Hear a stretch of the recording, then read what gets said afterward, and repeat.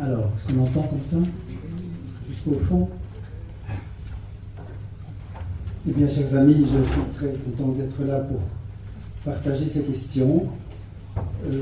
J'ai l'impression que, à la fois, tout a déjà été dit. L'exposé de Anne-Laura était vraiment faisait vraiment tour énormément de questions qui se posent réellement sur le terrain. Et c'était dit aussi d'une manière extrêmement simple et pénétrante. Ce n'est pas la première fois non plus que je me trouve avec France Codbinban à débattre sur la question de l'art, de la thérapie, de l'art-thérapie avec ou sans trait d'union, enfin, ces questions. Alors, j'ai réfléchi, au fond, et je vais vous faire partager cette réflexion, à la portée de la question: quel sens à l'art en milieu de soins, à partir de ce que je pense être tout de même une position qui est relativement partagée ici, c'est que si il est question de l'art introduit, de pratique introduite en milieu de soins, il ne s'agit pas d'un métier d'art-thérapeute qui, comme tel, n'existe pas en Belgique, et qui en plus est extrêmement problématique, puisque ça peut être lourd d'équivoques et de malentendus, cette expression qui a pourtant en même temps beaucoup de succès. Donc, il s'agit plutôt de la place que l'on fait dans les institutions de soins, et donc ces institutions assument comme telle cette fonction. La fonction thérapeutique, c'est l'institution qui l'assure. C'est tout, c'est un collectif thérapeutique, et c'est à l'intérieur de gens, d'un collectif qui a des visées thérapeutiques, qu'on donne la place à l'artiste. Donc il participe globalement de la fonction thérapeutique, mais qui n'a pas de visée thérapeutique comme telle. Alors ils sont engagés, ces artistes, dans mon esprit, pour pratiquer leur métier et faire l'offre de leur savoir-faire, de leur intelligence, de leur sensibilité à des patients intéressés et prêts, ou devenant prêts à s'initier ou à approfondir telle ou telle pratique, et donc de se rompre à la discipline. Le mot rompre, c'est vraiment parfois difficile, une discipline artistique. C'est d'ailleurs pour ça qu'il faut des artistes, donc des gens qui sont passés par l'épreuve de ce que c'est qu'être affronté à une discipline artistique. C'est une rencontre donc aventureuse, hasardeuse, passionnante et risquée. On ne peut pas s'y engager à la légère, ni du côté des responsables de l'institution, ni du côté des artistes, ni bien sûr du côté des personnes concernées, et qui, justement, doivent y être amenées, préparées et délicatement. La question du sens s'impose évidemment d'emblée et de manière impérieuse, et elle se décompose. Par exemple, on pourrait décomposer le thème, le sens de l'art dans des institutions de soins. Alors, la question du sens de l'art en elle-même, donc dans l'absolu, il est difficile de l'aborder dans cette circonstance, sinon pour dire qu'il y a une activité de l'art, une efficace de l'art, mais qui apparaît dès l'émergence de l'humanité elle-même, depuis que l'homme comme tel existe, donc l'homme qui peut, l'homo sapiens, c'est celui qui a du goût, donc dès qu'il y a homo sapiens, il y a homme produisant quelque chose qui est au-delà de ce qu'il peut, de ce qui l'environne, dans des fonctions de toutes sortes, mais depuis Lascaux ou Altamira, on peut s'interroger sur la place, dans la définition même de l'homme, de cette activité que nous appelons nous artistique. Donc dès qu'il y a de l'art quelque part, on est au cœur du sujet, on est au cœur de l'humain qui est saisi par le réel, mais qui est en même temps insoumis à ses lois.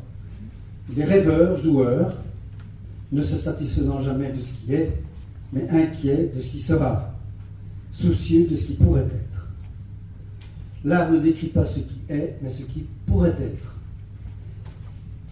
alors que la science, elle s'occupe de décrire ce qui est, vraiment pour faire quelques prévisions quand elle le peut.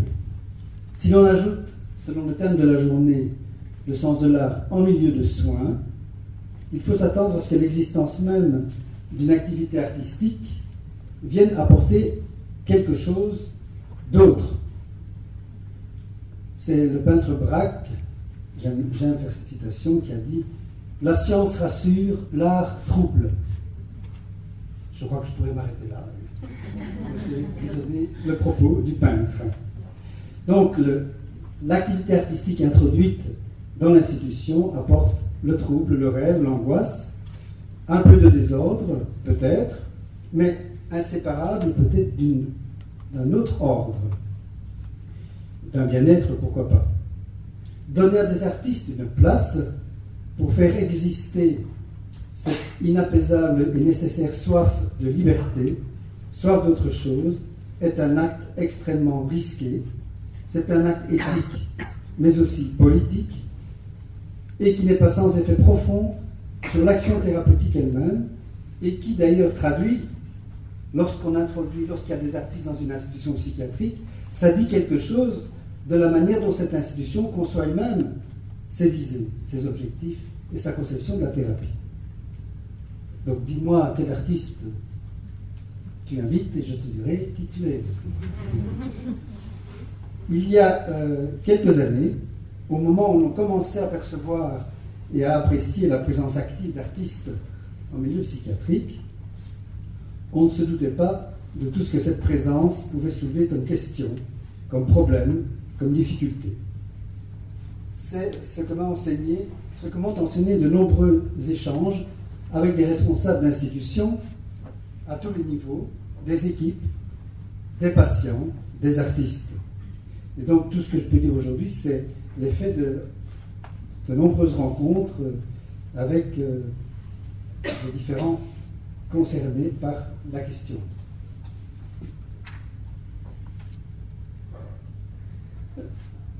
Donc la question d'artiste en milieu de soins, je ne peux en témoigner que de manière limitée, puisque en matière d'art, moi je suis surtout un amateur, et en ce qui concerne le théâtre, un spectateur, sachant que s'il n'y a pas de spectateur, il n'y a pas de théâtre. Je me sens quand même important, quelque part. Donc, la question, comme on l'a fait remarquer tout à l'heure, c'est que l'art au singulier, c'est une abstraction, ce n'est jamais un tout. Et si on parle de l'art, souvent, on commence à s'élever très haut. On est dans une très haute idéalité, dans l'idéalisation même, et même peut-être dans une perversion, comme dans toute idéalisation. C'est-à-dire on pervertit peut-être la dure réalité de ce qu'il est lui-même, de par la généralité et de par ce côté extrêmement peut-être évaporé. En réalité, il y a des arts, et plutôt des artistes, des praticiens. Il y a des pratiques plurielles où se mêlent toutes les combinaisons de l'entendement, de l'imagination, de la sensorialité, de la motricité, de notre corporéité. Et en même temps, de cette relation, chaque fois que l'art met avec un réel corporel, instrumental, de matériaux, etc. Les artistes qui sont à l'œuvre dans les milieux de soins sont donc des musiciens, des danseurs, des comédiens, des acrobates, des vidéastes, des sculpteurs, des plasticiens, des marionnettistes, des clowns, des conteurs, des écrivains, et j'en passe. La question du sens de leur action, de leur présence en ces milieux, où l'on est confronté à la souffrance, à l'échec, à l'angoisse, à l'impuissance, au mal de vivre. Donc la question du sens devient la question du pourquoi, qu'est-ce qu'on fait là? Et je trouve qu'Anne Devoir magnifiquement fait un peu le tour des différents aspects de cette question. Pourquoi choisit-on d'aller là plutôt qu'ailleurs, dans un tel lieu? Si l'artiste, dans sa vocation, même si on peut dire interroge et s'interroge, il est également interrogé, interpellé, mis en question et de manière radicale, et surtout par les personnes qu'il vient animer. Les personnes qui acceptent de partager son expérience vont lui en apprendre beaucoup, hein, et le surprendre. C'est pour ça qu'une telle présence ne s'improvise pas, elle se prépare, se travaille, et se soumet bien sûr, après coup, à l'évaluation de ses effets, comme ça a été dit ce matin, tout de suite, par Franz Scott Billman.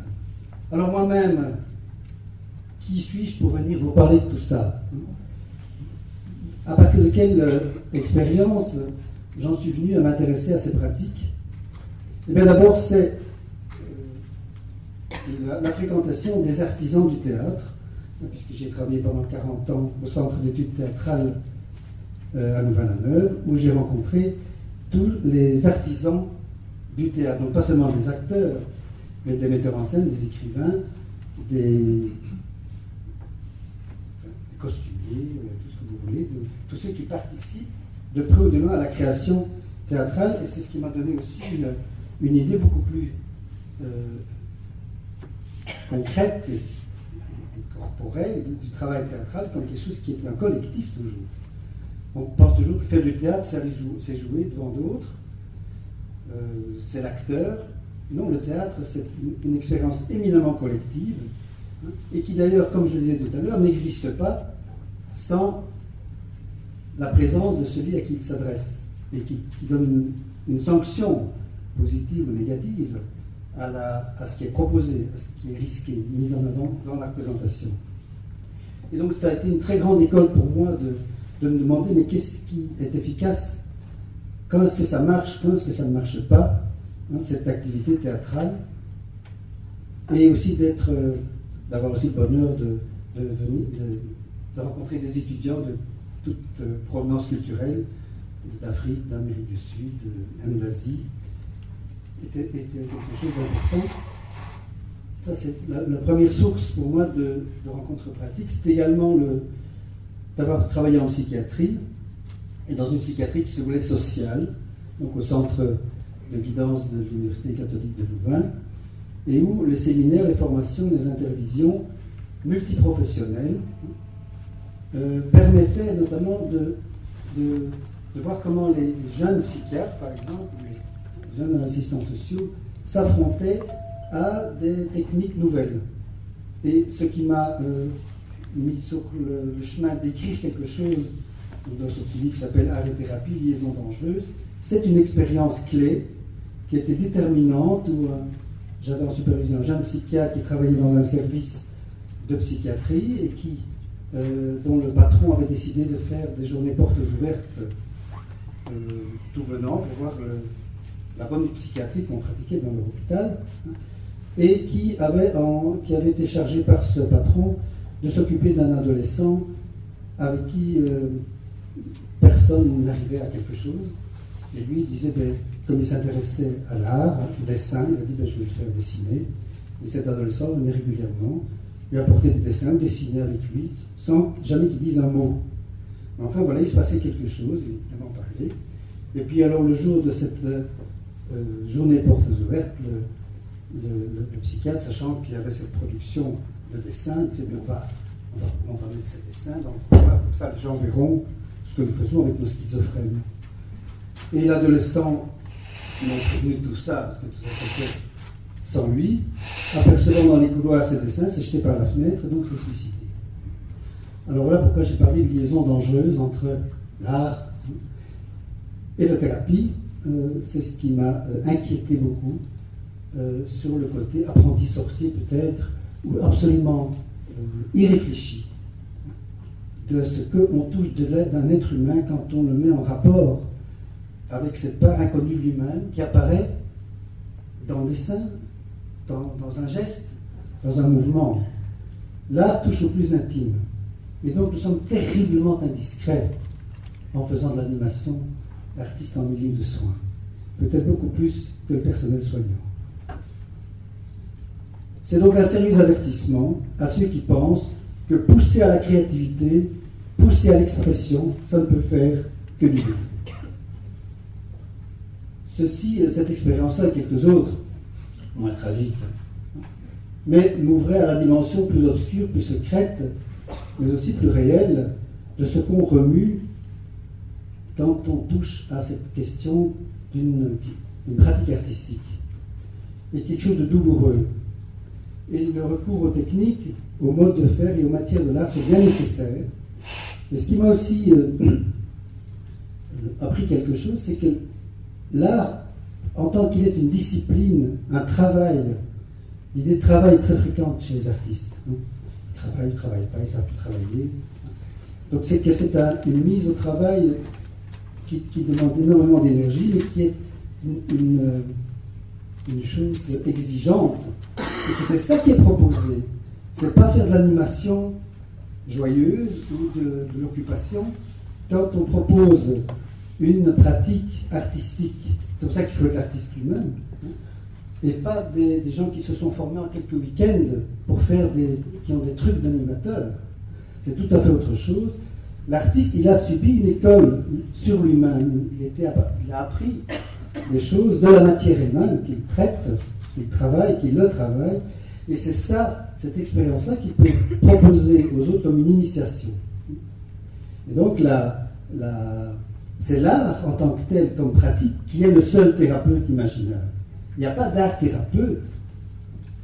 C'est l'activité, lorsqu'elle est exercée avec rigueur, exigence, continuité, tact, qui peut-être apporte quelque chose.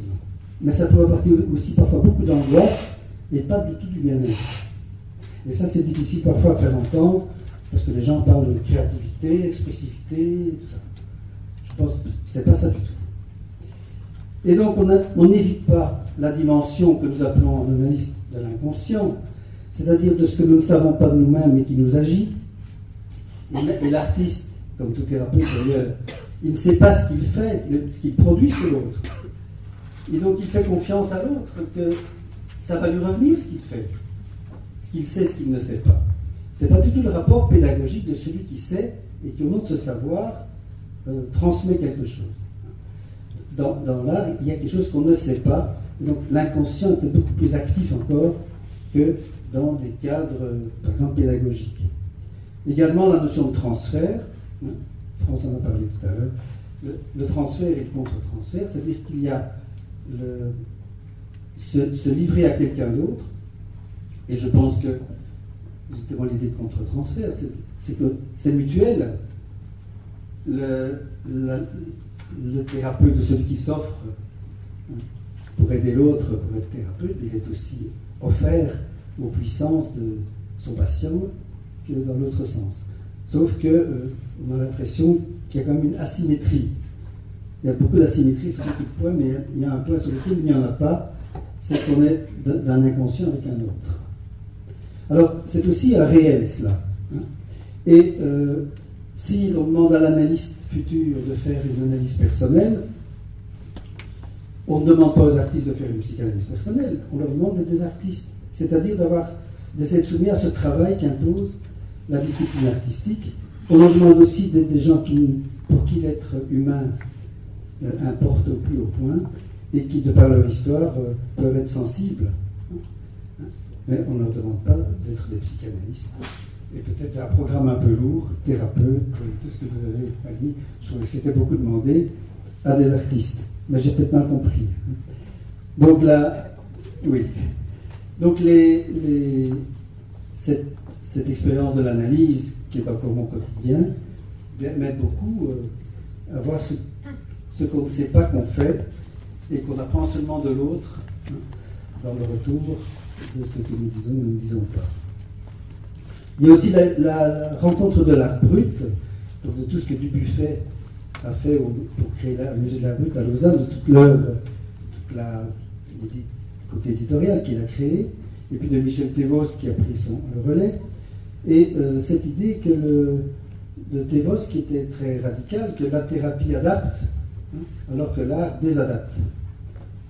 Il y allait très fort pour montrer que c'était absolument incompatible. Art-thérapie, c'est un monstre, puisqu'ils ont exactement des buts contraires.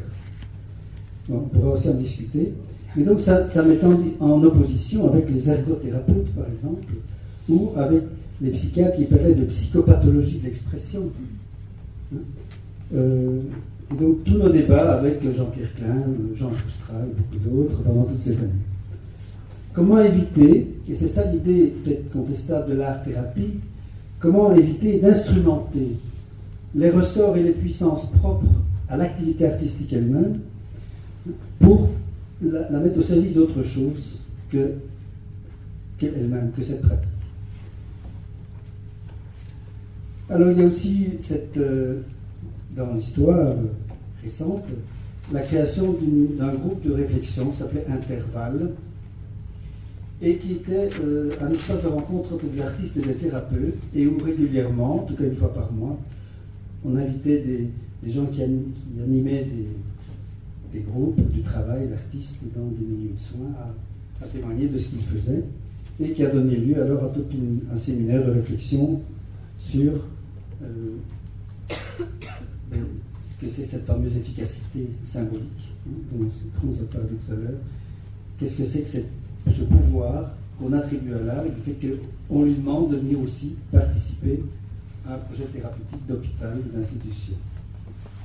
Et ceci était en dialogue avec des gens très importants dans l'histoire de cette idée d'introduire la pratique artistique en hôpital, notamment Hans Prinzhorn dans les années 20, et puis bien sûr des témoins des artistes eux-mêmes, indispensables à écouter, comme Artaud, Brecht, Paul Klee et beaucoup d'autres.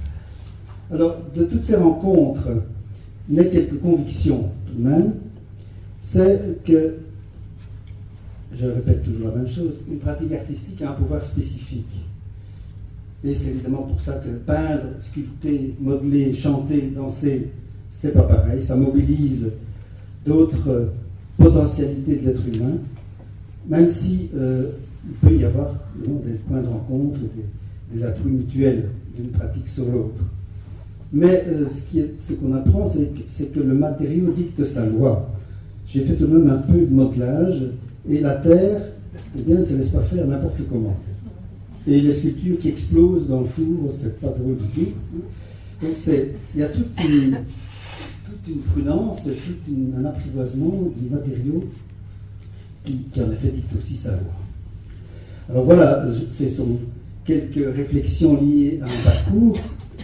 Je voudrais en tirer quelques directions de pensée pour donner une sorte de consistance à cette question du sens de l'art en milieu de soins. D'abord, c'est que, ça a été dit plusieurs fois, mais je le répète à ma façon, il n'est pas possible qu'un artiste soit introduit sans qu'il y ait au préalable une analyse institutionnelle, c'est-à-dire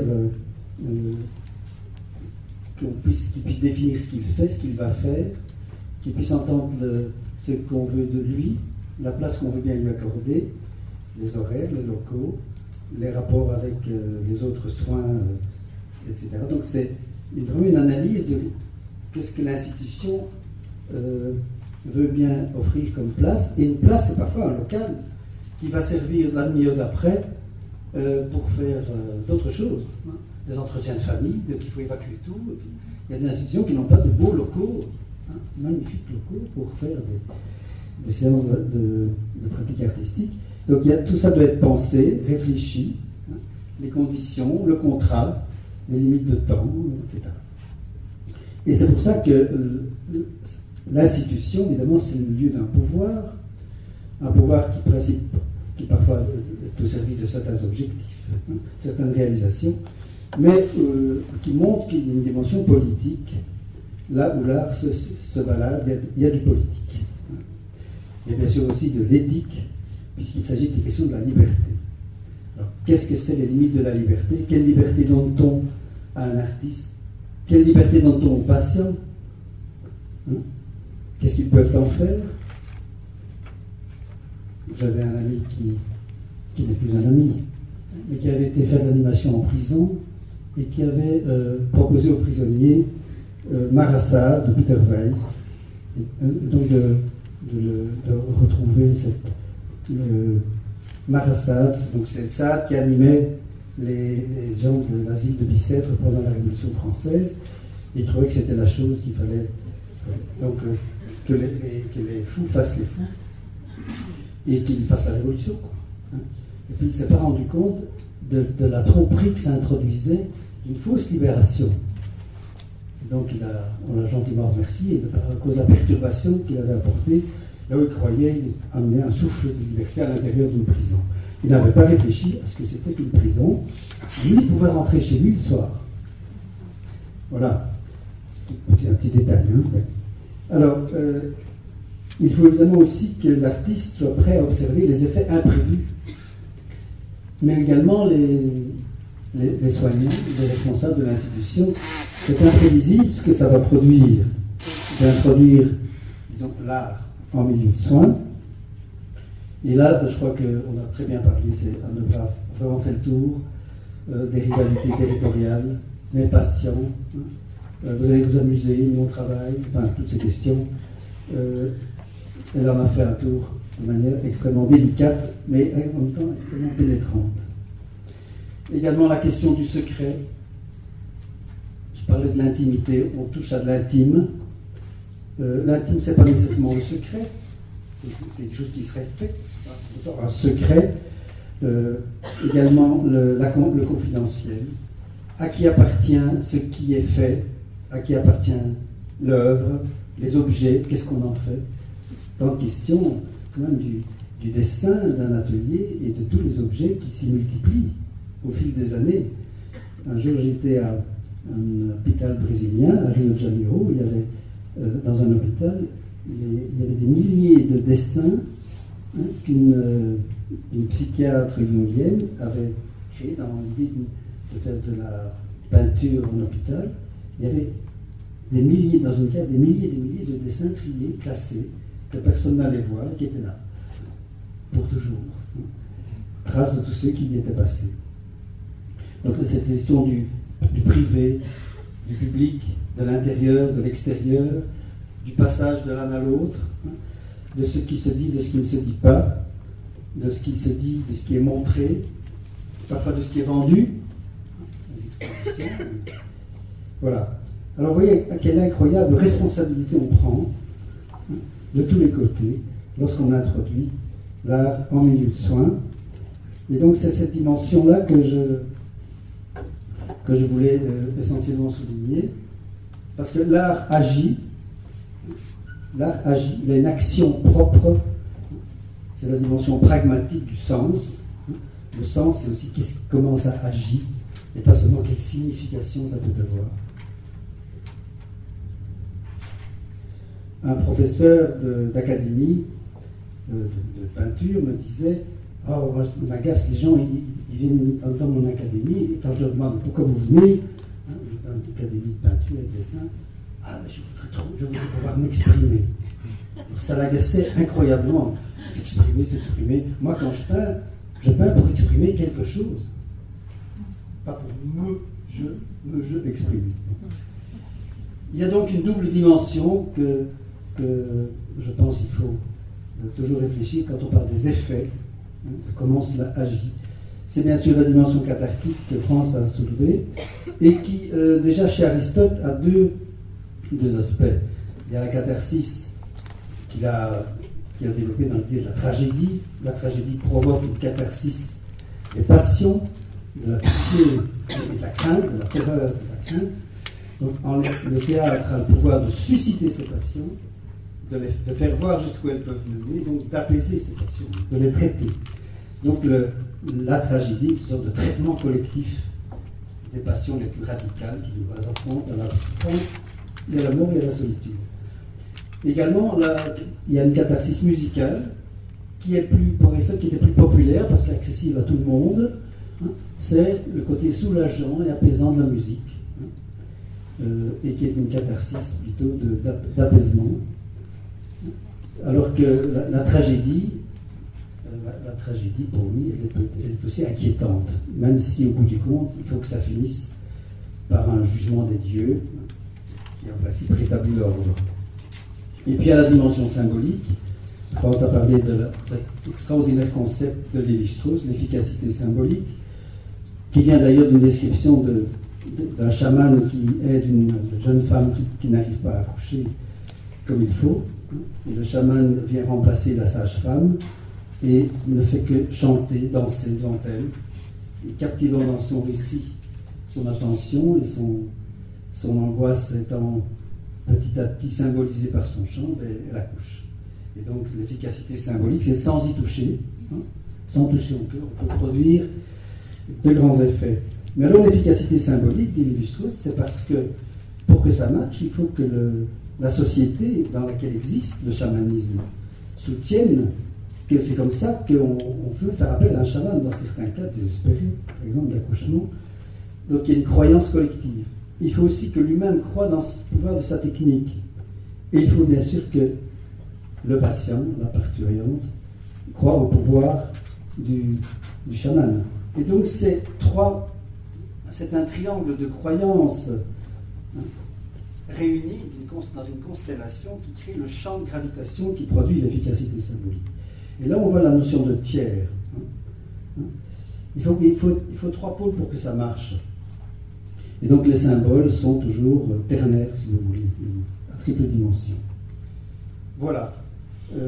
Je voulais aussi souligner ce qui a été dit tout au début de la journée, que l'art, bien sûr, c'est quelque chose qui se supporte d'un horizon, qui nous met en relation avec la cité, le politique au sens noble et moins noble aussi, mais également la vie quotidienne, les exclusions sociales, comment l'asile peut ne plus être un asile de fou, comment la folie peut être aussi réinterrogée dans la folie qu'il y a en chacun.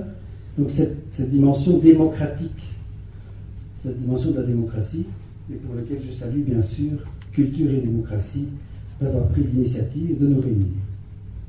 Merci.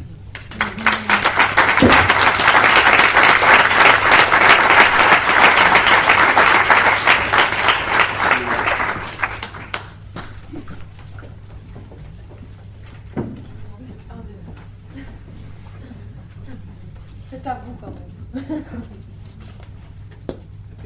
Teste-le. France voulait me répondre. Ah, on va commencer par. Je peux déjà répondre sur certains points. Bien sûr, je suis d'accord en fait. Ça va peut-être te décevoir, mais je suis d'accord avec tout ce que tu as dit. C'est ce que j'essaie de dire moi aussi, que c'est l'art qui soigne. Et pour moi, l'art thérapeute, c'est celui qui laisse l'art soigner la personne.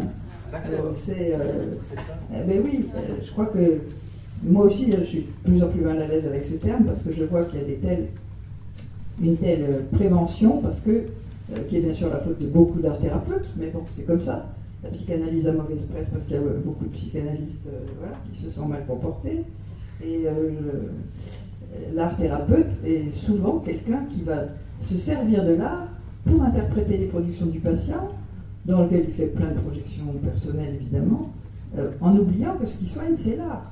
Mais l'art comme langage, comme expression symbolique, qui en effet a une efficacité. Par exemple, ces parkinsoniens qui se sont mis à faire une danse guerrière et qui étaient galvanisés. Effectivement, ça agit parce que pour eux, ça avait du sens. Alors moi, je fais une grande différence entre sens et signification, exactement comme font les psychanalystes en général. La signification, c'est souvent ce que les gens croient qu'est une psychanalyse, c'est-à-dire une explication des causes. Alors voilà, je suis comme ça parce que, ah bah oui, j'ai compris, ah oui, c'est parce que mon père m'avait fait ça, ma mère m'avait fait ça. Alors que ce que le psychanalyste écoute, c'est pas du tout ça. C'est le timbre de la voix, son rythme, la précipitation ou non du discours, c'est tout ce qui est entre les mots, sous les mots. Et dans l'art-thérapie, moi je supporte pas les danses-thérapeutes qui font une lecture du corps, où ils disent après au patient ce qu'il a fait. Souvent d'ailleurs, ils ne dansent pas. Ce courant de danse-thérapie-là ne danse pas. On regarde le patient improviser, librement, sous le regard du thérapeute, et après on lui balance un certain nombre de choses qu'il a dites. Alors, l'art souffrant, c'est pas le cas de l'art populaire. Et sans doute peut-être pas de l'autre non plus. Parce que, alors, citation pour citation, Braque a aussi dit que l'art, c'est une blessure transformée en lumière. Et Nietzsche, bien sûr, alors moi je ne peux pas faire un exposé sans le citer, il faut beaucoup de chaos pour accoucher d'une étoile qui danse. Mais ce qu'on cherche, c'est l'étoile qui danse. Et la surprise, même dans l'art populaire, même dans les danses traditionnelles. On avait vu un exemple l'année dernière ici, que l'art agit, en effet, et que on est surpris en fait de la façon dont chaque personne rencontre le rythme. Et chacun invente sa rencontre avec le rythme. Et le rythme, moi je le vois comme quelque chose qui cherche les gens, qui leur offre une espèce de point d'accroche. Et puis il y a des gens pour qui ça prend plus ou moins de temps de s'accrocher au rythme. Et quand on fait des ateliers soignants-soignés, ce que j'espérais qu'il serait demain, maintenant il paraît qu'il y aura que des soignants, on est quelquefois surpris de certains soignés qui ont une rencontre mais tellement éblouissante avec le rythme. Je pense que tous ceux qui font de la percussion du rythme auront remarqué ça. Il y a une rencontre mais qui les illumine littéralement. Alors là, on est très surpris. Ils deviennent vraiment autres que ce qu'ils sont. Et pour moi, c'est ça, en plus, le grand point commun entre ce que je n'appellerais pas art-thérapie devant mon collègue, donc l'artisan médiateur, à visée thérapeutique, c'est que c'est cette surprise de voir ce qui se passe quand quelqu'un rencontre l'autre en lui. Que ce soit donc l'inconscient, la psychanalyse, l'inconscient qui se présente comme le danseur en soi, c'est être convivial, ludique, optimiste, positif.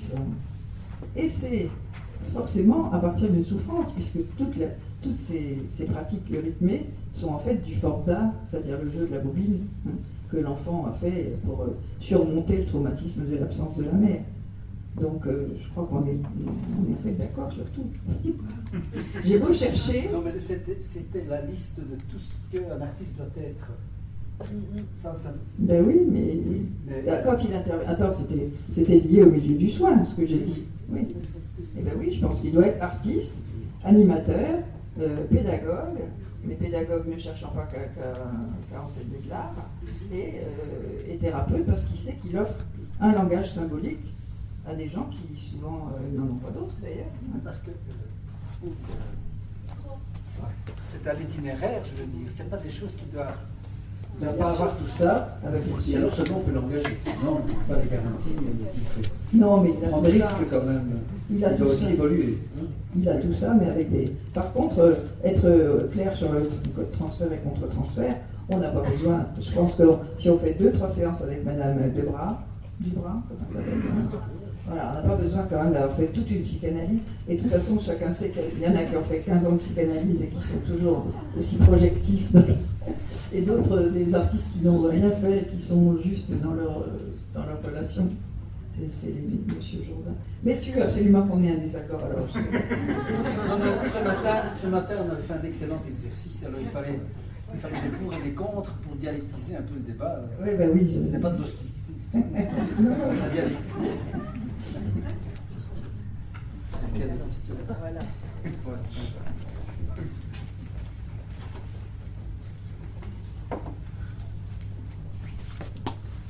Je ne vais pas vous départager, mais ce qui me semble vous rassembler au contraire, c'est le mot qui me venait pendant tout le temps que tu parlais, Jean, et que tu as pris à la fin, c'est le mot de responsabilité. Je crois que c'est sous des mots différents, avec des formules qui renvoient d'ailleurs à des pratiques sémantiques particulières à un pays ou à l'autre, plus ou moins organisées dans ce sens-là, avec des métiers plus affirmés comme animateur. En France, ça indique vraiment quelque chose de très précis. Ce qui est le lien, c'est effectivement la responsabilité. Il y a, ce matin aussi, on a parlé de ça, ce que nous appelons un peu, en tout cas dans l'interaction, on appelle ça la responsabilité d'amont en aval. On a dit, ça notamment, la responsabilité en amont, c'est réfléchir au cadre. Je simplifie, hein. Et donc voir sur quoi on s'accorde, ce que l'on vise ensemble, ce que l'on va faire, le rôle de chacun, etc. Pour éviter les conflits et savoir clairement où on en est. La responsabilité du pendant, vous venez d'en parler, puis il y a la responsabilité d'après. Et là, je voudrais juste ajouter 2 petits points. Il y a une responsabilité fondamentale de l'artisan intervenant. C'est par exemple en matière théâtrale, beaucoup de choses se disent. Et ça rejoint mon propos tout à l'heure sur le fait une certaine confidentialité. Beaucoup de choses se disent dans le travail de création sur le plateau. qui se disent avec le corps, qui se disent avec des mots, qui se disent avec toute une série de choses, y compris de dos d'ailleurs souvent. En définitive, c'est ce qui se construit, qui devient d'ailleurs le langage pris par le groupe qui est là, à la fois pour intégrer tout ce qu'il y a de personnel, d'individuel, mais qui le renvoie de manière collective, qui aboutit à quelque chose de collectif. Bien. Déjà en soi, ça aussi, ça a des effets que vous pourrez appeler thérapeutiques si vous voulez, mais qui est ce qu'on appelle le surgissement, grandir, exister. Mais il y a tout le temps, à tout moment, et ça c'est une responsabilité du pendant, il faut toujours dire ce que tu dis t'appartient à tout moment. Et donc, jusqu'au dernier moment, tu décides de le dire aux autres. Les autres n'étant plus le groupe, mais étant ceux qui viennent après. Et il y a en même temps, donc, dans cette responsabilité en aval, l'anticipation sur à qui va-t-on le dire. Et je pense que parmi les préoccupations qu'on peut avoir, c'est comment offre-t-on les résultats. Tu as parlé des milliers de tableaux. Hein, tu avais été, c'était en Argentine ou au Brésil? Au Brésil.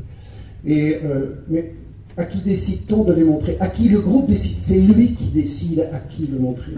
Et nous avons une responsabilité de savoir comment, dans quelles conditions, avec quelle approche, quelle précaution il y a le moment du lien fondamental. Au moment où la personne dit ça, je veux que ça soit entendu par un public. Je veux que ça soit entendu par des autres. Mais il sait bien qu'il ne va être...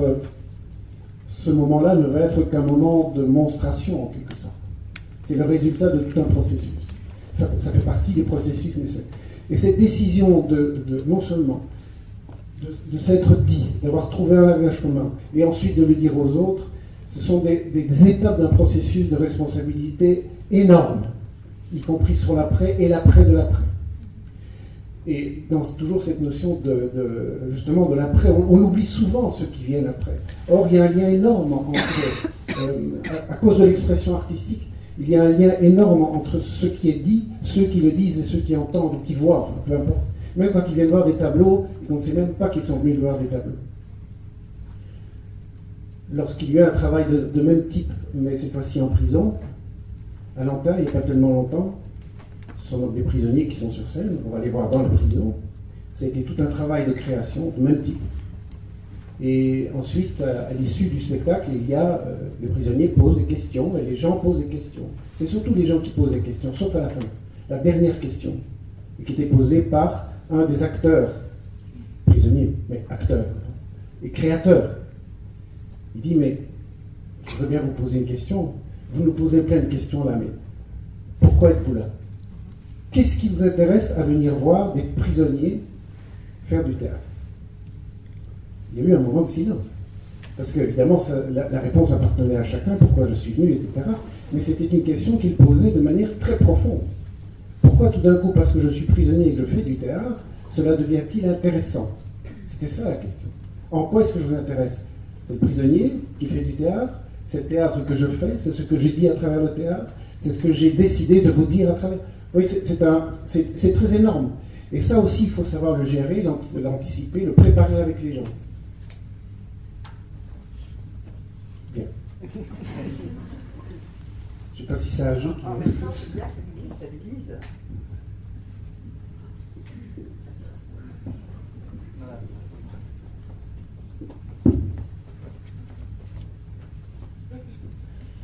Oui, effectivement, je suis danseuse et j'interviens déjà depuis un moment dans divers milieux.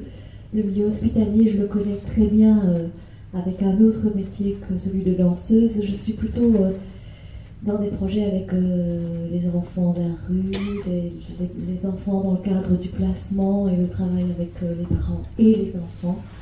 Et donc, je remercie vraiment l'intervention de M. Jean-Florence, mais surtout de M. Lavalérière, au niveau de cette responsabilité vraiment d'amont en aval. Et c'est vrai que c'est aussi une responsabilité de l'artiste.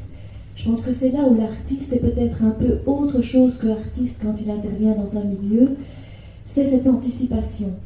Parce qu'il porte quelque part la responsabilité de tout ce qui se joue à tout moment, de l'amont jusque l'aval. Et c'est autre chose que vous avez aussi soulevé, Monsieur Florence, c'est ce rapport à l'intime.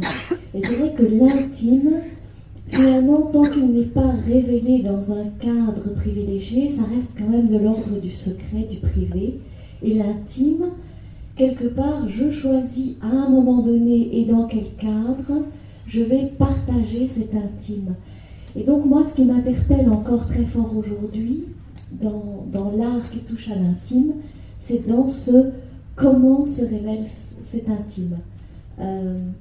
Et donc, voilà, peu importe avec qui on travaille, et donc je pense qu'à tout moment, effectivement, ce qui est révélé, moi je le vis vraiment comme quelque chose d'extrêmement précieux, et donc qu'il ne faut en aucun cas, quelque part, abîmer. Et donc si c'est très précieux, et qu'à un moment donné, ça doit être mis en valeur, parce que les personnes choisissent de le mettre en valeur dans un cadre qu'ils choisissent, ben alors oui, il faut éclairer de cette belle lumière ce qui est déjà très précieux. Bon voilà, je voulais juste dire ça, mais je trouve que c'est vraiment essentiel. Oui. Bonjour, je voulais juste ajouter une parole de juriste dans ce débat du sens de l'art dans les milieux de soins, pour dire que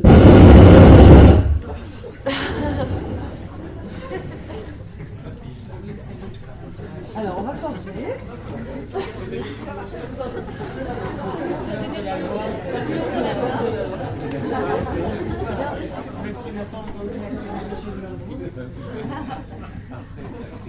Pas du tout. Dès qu'on parle de l'autre, tout le monde panique. Mais non, mais c'est pour dire que j'aimerais bien qu'on remette un éclairage sur cette personne pour laquelle on pense introduire l'art dans un milieu qui n'est pas le milieu, semble-t-il, naturel, hein, un milieu de soins. Donc, pourquoi est-ce qu'on introduit l'art? Mais pour quelqu'un. Et ce quelqu'un, c'est la personne qu'on va soigner, ou qui est soignée dans une institution. Pour dire que, quel que soit le milieu, quel que soit l'état de cette personne, eh bien, la loi pose que cette personne, elle est entière. Et que donc, c'est un sujet, et que c'est un égal, et qu'il est libre, et qu'il n'est pas réduit à la particularité de l'état, momentané ou non, dans lequel il est. Et donc, poser cela et rappeler cela à tous les enthousiasmes ou toutes les ambitions des professionnels, quels qu'ils soient, hein, l'institution, l'artiste, les thérapeutes ou non de l'institution, c'est pour dire que vous abordez un être humain à part entière, qu'il est libre, et que donc cela étant posé, la démarche que vous faites vis-à-vis de lui, elle doit s'en trouver profondément imprégnée. Et donc, on bascule du côté de celui qu'on rencontre, et si on s'interroge sur soi et ses limites, ou l'expertise et sa propre compétence, c'est pour se dire qu'on est dans une proposition à un être humain, et que de cette façon-là, on est secondaire, et que toute l'expertise qu'on a et qui pourrait faire basculer dans du pouvoir, ben c'est juste pour être une meilleure béquille pour quelqu'un. Voilà, ça que je voulais ajouter. Nous sommes limités, mais l'art n'est pas limité. On est des serviteurs de l'art. Oui, oui, mais l'art, on le propose à quelqu'un. D'accord? Voilà.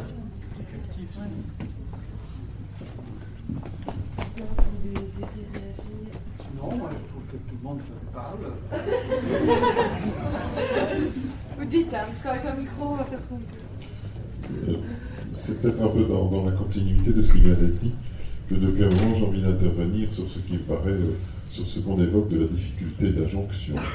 J'allais dire le trait d'union entre art et thérapie, mais pas en l'écrivant, mais dans la réalité du vécu, puisqu'on amène l'art dans une institution de soins, on a dit déjà toute la difficulté.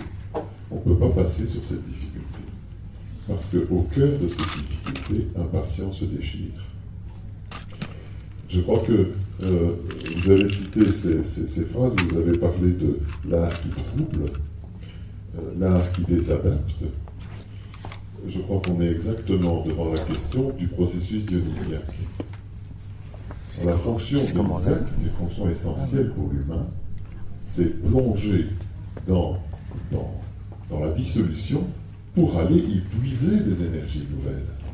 Et donc, quand on parle de catharsis, il me semble absolument essentiel de concevoir en même temps qu'on entame la catharsis, ce que j'appellerais l'anarsis. En créant une idéologie, c'est-à-dire de dire il faut penser à la remontée. Il faut que la personne puisse remonter avec toute cette énergie qu'elle a dégagée en profondeur. Et dans le cadre d'une institution de soins, ce processus-là doit pouvoir être le plus possible, et c'est ça le chemin le plus compliqué, intégré à la fois par l'artiste et par le soignant. Et c'est cette responsabilité sur l'après et sur les conséquences, parce qu'effectivement, on ne libère pas d'énergie pour le plaisir d'en libérer.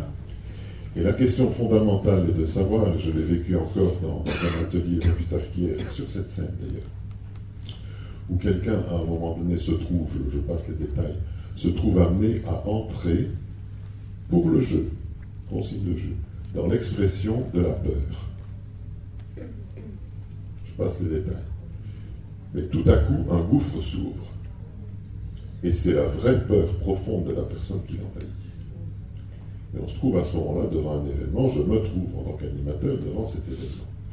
Et là, je vis très fort dans un débat instantané, puisque je suis à la fois le médecin et l'animateur d'un groupe. Je vois à ce moment-là le choix. Et j'ai le sentiment d'avoir vécu intérieurement ce dont je parle, du problème de l'institution par rapport à l'utilisation de l'art. C'est-à-dire que devant ce moment de panique que je diagnostique avec mon expérience médicale, j'ai évidemment un premier mouvement qui est d'apaiser la panique. Grosso modo, pour faire un résumé, ce qui n'est évidemment pas du tout ce que je voulais faire, mais résumé, sauter dessus et piquer. D'accord? Donc, une panique qui vient, c'est l'apaiser. C'est ça la fonction de l'hôpital, on l'a vu, c'est normaliser, remettre en ordre. Mais à ce moment-là, il n'y a pas de mouvement dionysiaque. Il y a une mise en ordre. Ou alors, rester dans le moment et vraiment dans la démarche artistique et soutenir véritablement tout ce qui fait le fondement même de l'art qui est en train de s'exercer à ce moment-là. Et donc soutenir véritablement, en l'occurrence, le maintien du contact regard avec le public, puisque c'est quand même un des éléments de base du travail en théâtre, en l'occurrence dans l'art clown que j'étais en train de pratiquer là, soutenir à fond ce contact et tout doucement passer de la panique à puise dans le regard de l'autre la réassurance qu'il t'apporte.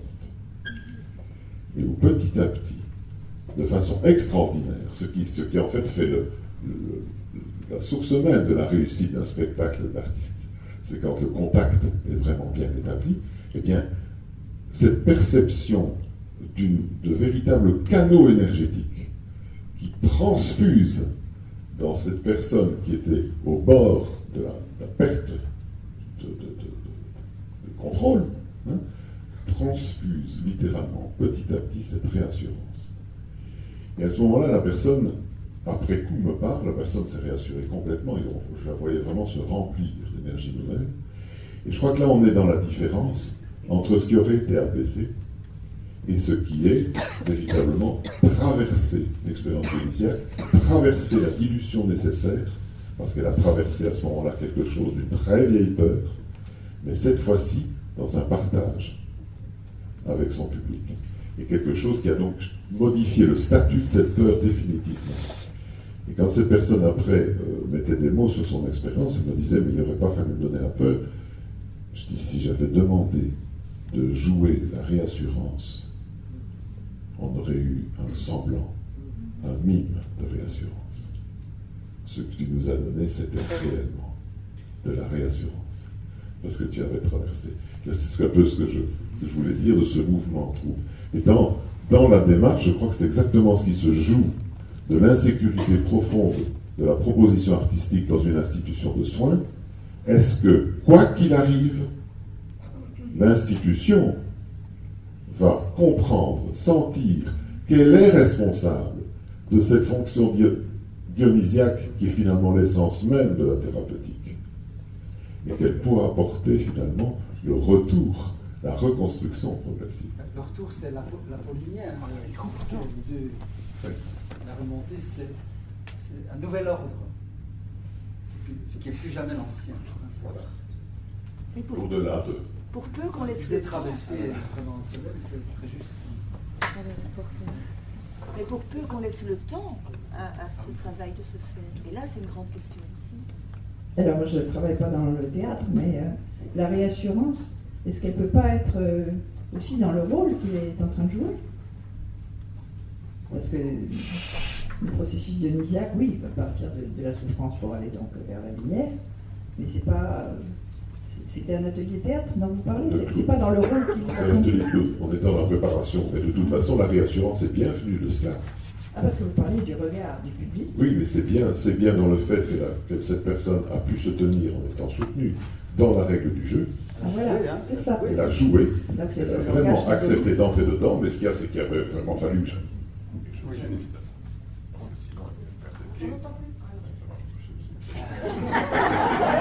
ça marche plus, mais moi je marche encore. Et donc, il fallait soutenir, mais c'est parce qu'elle est restée dans la règle qu'elle a continué à l'appliquer qu'en fait, elle a émergé petit à petit. Et c'est d'où son succès et le fait qu'elle a pu se l'approprier réellement. Oui, mais ça dit la confiance qu'on a dans les pouvoirs propres, par exemple du jeu. Le jeu. Ça marche, oui. C'est-à-dire, il faut une confiance. C'est pour ça que l'artiste, c'est pas quelqu'un qui connaît des trucs et qui les propose à quelqu'un. C'est quelqu'un qui lui-même a traversé, continue de traverser quelque chose de son humanité. Et alors, on peut soutenir une détresse. Tout à fait. Et faire confiance que. Tout à fait. C'est clair qu'un moment comme celui-là est l'aboutissement de tout un cheminement, à la fois au plan personnel et puis du cheminement avec le groupe et avec les personnes, bien sûr. C'est sûr. Ça ne tombe pas comme ça du premier jour en arrivant. C'est pour ça que je me rappelle qu'il y avait quand même un point de désaccord entre nous. C'est quand tu dis l'art et la thérapie sont opposés dans leurs objectifs. Thévos, provocateur, M. Thévos qui dit la thérapie adapte, c'est une caricature. Oh, ça c'est chez les Américains. Oui. Non, je citais ça pour montrer l'extrême de la tension qu'il peut y avoir. Parce que depuis toujours, on a utilisé l'art pour soigner. Donc ça, moi je trouve que c'est même un pléonasme, l'art-thérapie. Bien que tout art ne soigne pas, bien sûr, comme le montrent certaines productions artistiques. Je ne sais pas, Nijinsky qui est devenu fou, Pollock qui s'est suicidé, etc. C'est pour ça, c'est la différence peut-être entre l'art et l'artisan. L'artisan, il met l'art au service d'une réorientation positive, c'est ça. La traversée dionysiaque, on n'oublie pas. Et ça, il faut qu'il oriente l'art d'une certaine manière. Ça ne peut pas être simplement, comme disait effectivement Jean-Florence, on n'est pas là juste pour s'exprimer et puis basta. Et je profite d'avoir la parole pour dire que justement cette question de l'après, c'était les chorégraphes que je visais et dont je ne veux toujours pas dire le nom, qui ont encore travaillé donc, dans une institution d'autistes, qui en ont fait un film. Dans la relation duel, bien sûr, il se passe des choses avec un autiste. Il n'y avait pas de tiers, puisque c'était du pur mouvement sans règles. Bon. Et à la fin, donc, le film finit, abandon total de la jeune fille autiste qui est complètement régressée de nouveau. Ça aussi, c'est une responsabilité de l'après.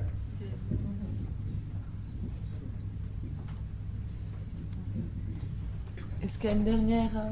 Voilà. On va donner un dernier...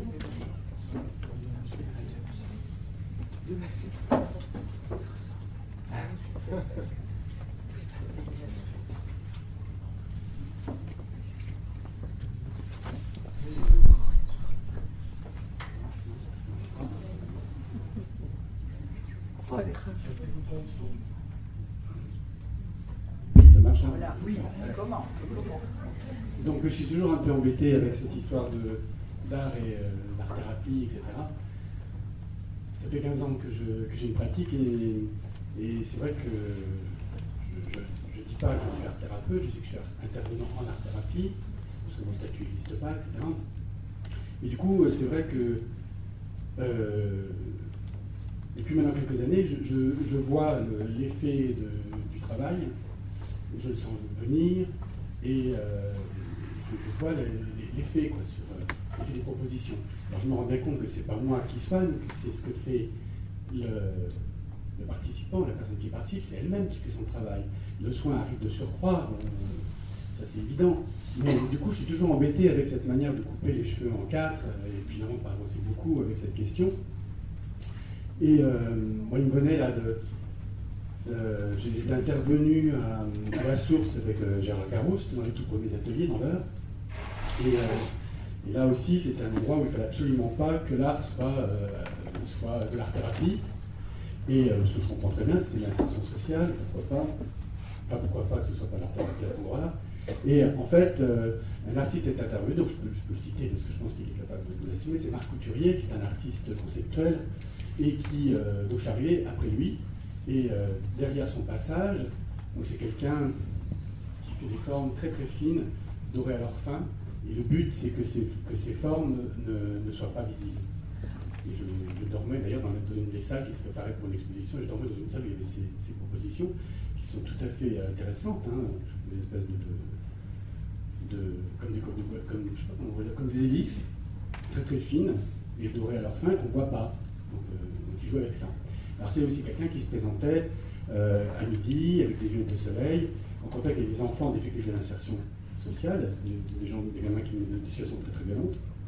Et puis quand il est parti, il y a une jeune fille qui était tombée amoureuse de lui et un garçon qui faisait des dessins exactement comme lui sans avoir jamais vu ses dessins. Et voilà, donc il est parti en laissant ça. Alors, je comprends très bien qu'il y ait ces artistes narcissiques, etc., toute cette gradation. Je pense que pour autant, au bout d'un certain temps de pratique, dans un milieu de soins, avec la porosité qu'on peut avoir et cette juste distance, on peut observer l'effet de ce que l'on propose et l'effet de ce que l'art provoque. Et du coup, la dimension thérapeutique, je ne vois pas où elle ne serait pas. Là, en tout cas, elle n'était pas. Parce qu'elle est redevenue pire qu'avant. Oui, non, mais je veux dire, par rapport à des pratiques générales, quand on affine un petit peu son travail au contact des patients, dans certaines circonstances, je travaille aussi en psychogériatrie, en psychiatrie, et le fait de voir l'effet que la proposition peut avoir, il me semble que c'est une dimension thérapeutique. Enfin, voilà. Alors plus le travail avance, et plus dans les institutions où la réforme en ce moment en France, tout le monde est pas mal, mais je sens que ces interventions-là sont disqualifiées au fur et à mesure. Bon, ça rejoint assez bien ce qu'on disait ce matin, en début de en fin de matinée, avec cette question de rivalité entre justement un artiste qui intervient et puis cette rivalité qu'il y a avec les soignants. Je ne sais pas, ça va être très très clair. Oui, j'ai dit plusieurs fois qu'il y en a qui sont vraiment des thérapeutes sans le savoir. Après, du coup, c'est le fait de savoir, de le voir. Le savoir, ça veut dire mettre l'art entière. Là, elle n'a pas du tout mis l'art entière. Elle a utilisé cette personne autiste pour sa gloire personnelle. Et ça s'est ressenti. Et la gamine, après, s'est sentie complètement abandonnée. Elle n'avait même pas l'art pour se soutenir, puisque ça se passait juste comme ça pendant la séance et il n'y avait rien d'inscrit. Je ne parlais pas de ça, hein. Je parlais pas de cette expérience-là. Je parlais de l'expérience que je peux avoir avec cette difficulté de défendre auprès des équipes le fait d'observer quelque chose qui est d'ordre thérapeutique auprès du patient, alors que là, on permet avec le travail, la formation de patient ne le voit pas.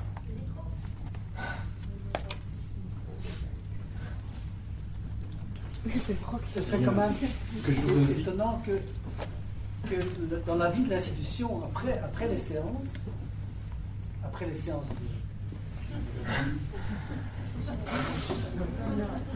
que dans la vie collective des patients dans l'hôpital, on ne remarque pas les effets de ce que vous faites. Il y a l'eugénie maintenant.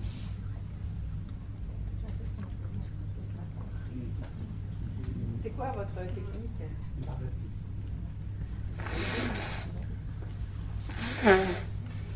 Je vais être encore très frustrant, j'adore ça. Ce que je vous propose, c'est de faire peut-être la suite de la conversation sur le café, le dernier café avant de partir. Merci beaucoup en tout cas à tous les deux d'être ici, de nous avoir éclairés, amusés, etc. Si vous voulez les applaudir, faites-le.